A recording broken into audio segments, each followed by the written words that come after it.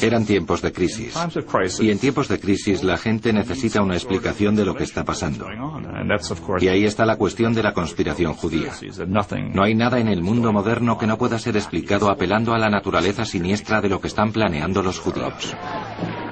El zar Nicolás II estaba dividido entre dos facciones opuestas dentro de su gobierno. Los reformadores liberales querían entablar un diálogo político con los bolcheviques, los líderes de la incipiente revolución. La derecha conservadora se oponía firmemente y puso en marcha una campaña secreta para desacreditar a los liberales. Muchos de los ministros liberales del zar y sus homólogos bolcheviques eran judíos o tenían vínculos con intereses empresariales judíos, y por eso la creación de los protocolos proporcionaba un motivo práctico, aunque imaginario, para temer a la izquierda. No se hizo con intereses inocentes. Siempre tuvo un objetivo político. Creo que un objetivo político destructivo en casi todos los casos. Quizá al principio, muy al principio, no fue nada más que un intento de influir en las decisiones menores del zar Nicolás II, que tenía poca fuerza de voluntad. Hay quien tiene la teoría de que se hizo para intentar asustarlo un poco y hacerle ver que debía aplastar a sus enemigos, como habrían hecho los sabios de Sion si estuvieran en su lugar. Nadie lo sabe con seguridad, pero las pruebas circunstanciales indican que los protocolos de los sabios de Sion fueron creados por la Okrana, la policía secreta rusa. Una facción de derechas controlaba la Okrana, un grupo que contaba con la voluntad y los medios para crear una falsificación persuasiva. La persona que supervisaba la Okrana rusa había encargado trabajos similares para desacreditar a enemigos políticos o amenazas políticas. Esa persona es Piotr Ivanovich Rakovsky, director de Relaciones Exteriores de la Okrana. Se trata de un maestro de la falsificación que equipa a sus agentes con documentos falsos con los que puedan infiltrarse en organizaciones subversivas y destruirlas desde dentro. Y lo más convincente es que Rakovsky ya tenía antecedentes de culpar a los judíos por todos los males. En 1892, 5 años antes de la aparición de los protocolos, Rakovsky emplea el seudónimo de Jean Préval para publicar Anarquía y Nihilismo, un breve panfleto que esbozaba las mismas ideas que aparecieron en los protocolos 5 años más tarde. En 1897, al parecer, mejoró el original eliminando el nombre del autor y haciendo que era un documento auténtico. Después, fue enviándolo a algunas organizaciones conservadoras clave. Un documento secreto tiene mucho atractivo. Si estás en Washington y quieres que algo se sepa, es mucho mejor filtrar un documento secreto que decir tu opinión abiertamente.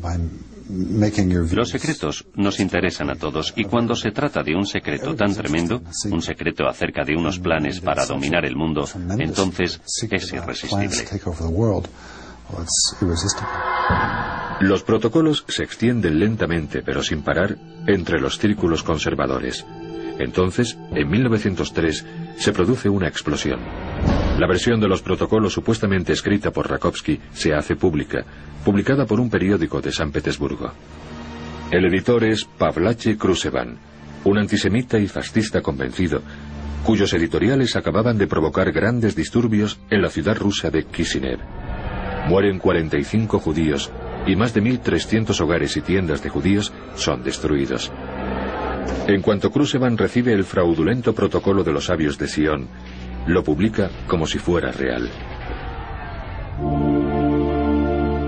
El genio maligno ya está en la botella.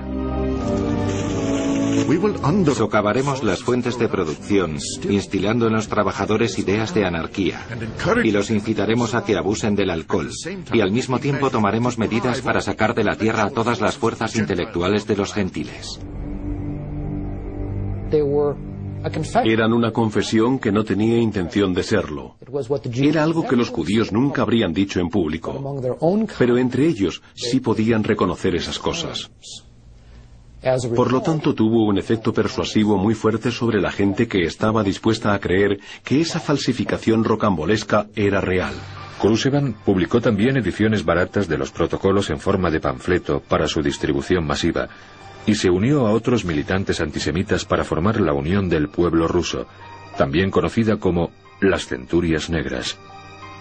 empezaron a cometer actos de terrorismo y asesinato contra liberales judíos y radicales.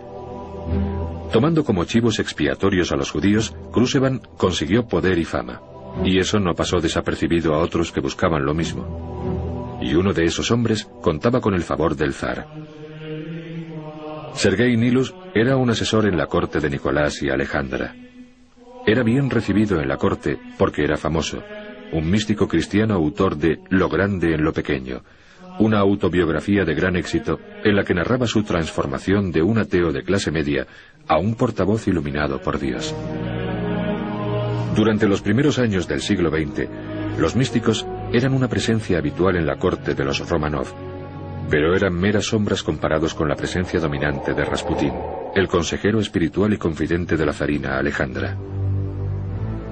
Sergei Nilus estaba desesperado por hacerse un nombre y presentó los protocolos al zar como un documento auténtico y real. Los protocolos causaron una gran impresión al zar. ¡Qué profundidad de pensamiento! ¡Qué gran previsión! Nuestro año 1905 ha discurrido como si lo dirigieran los sabios. No puede haber duda alguna de su autenticidad. En 1905, una versión de los protocolos se publica bajo el sello del Palacio Imperial. La Iglesia Ortodoxa de Moscú ordena que los protocolos sean incluidos en un sermón.